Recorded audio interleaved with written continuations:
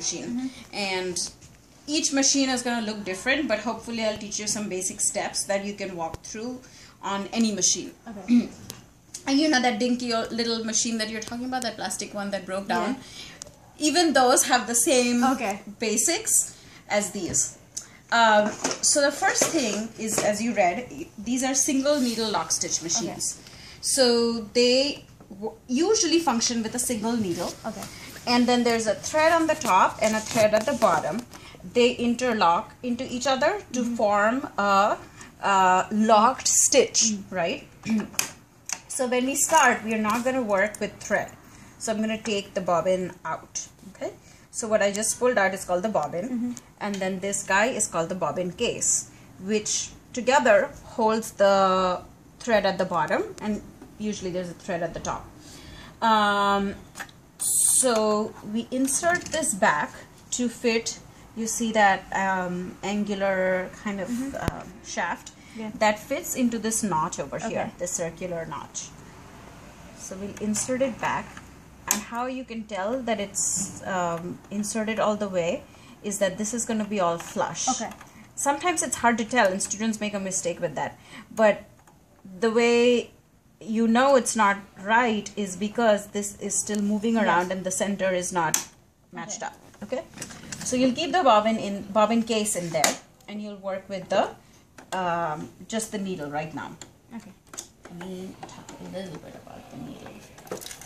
So these needles, the needles on the domestic machines look a little different from the industrial machines. The industrial machine needles have are circular all the way around. So when you look for needles, though they live in those cubbies, that the closet that's half open, when you look for needles, they're divided as industrial and domestics. So domestics usually have a flat part at the end, and then a circular part, curved part in the front, and then the curved part leads into a little bit of a notch. It's hard to tell, but my nail is kind of running on that notch there. Then the eye of the needle is at the end of that notch.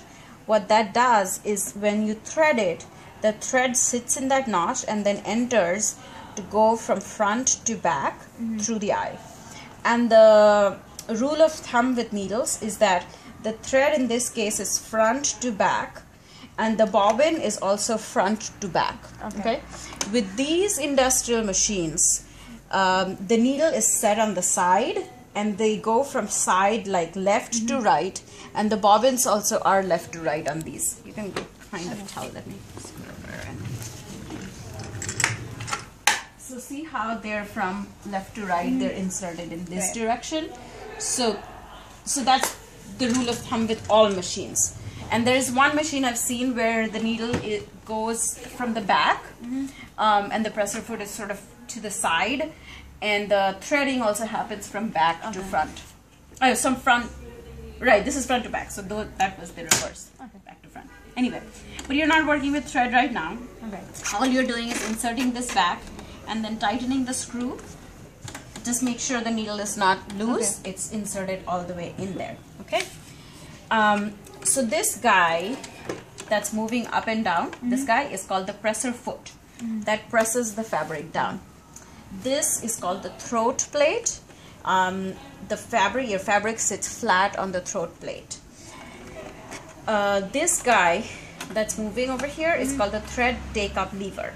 So it's this thread take-up lever, this mechanism, that keeps taking your needle down and up, down and up, and then you have that single needle lock stitch in every motion. These are electric machines. So you see two cords coming out of here. So one of the cords is going to the pedal. It's just like the gas pedal in your car, and one of them is going to the electrical outlet. When you turn on the machine, the light will come on, so you know the machine is working. If the bulb is out, though, the light is not a good indicator. One time it happened to Amy. I think she was sewing and the bulb was out. And then I kept complaining to you, like, and then it's not working. I know, we ended up going and buying some more bulbs to fix that situation. I mean, most of them needed bulbs anyway. Right. Anyway, so now your machine is engaged, ready. So as soon as you step on the pedal, it's going to start moving, right? So this hand wheel that was moving the thread take up lever, the first few assignments I'll give you, you'll use the hand wheel a lot. Okay. Because when you hit the pedal, the machine moves at a certain timing. It's predetermined. You can't change that. But with the hand wheel, you have a little more control on your project. It's just like driving, you know, where you hit the gas too fast or too slow. It's like that. Okay, so I'm gonna ruin this sheet of paper for you. One of the rules you should always follow is that never run your throat plate on these little teeth-like things. These teeth-like things are called feed dog. The feed dog moves or feeds the fabric forward. So sometimes students sew too fast when they're sitting at the machine and they're pushing the fabric. You don't have to push the fabric too much because the machine is designed to push the fabric. The moment you hit the hand wheel, you see that it's moving. Because it's designed to move the fabric. So you always want to start when the needle is up. Put your presser foot down, and then you hit the machine. Hit the pedal, and then your project is moving, right? So this is what you're gonna do for the next 20 minutes or half an hour. But you will do them randomly, and then you have class at 4. Yeah. Right?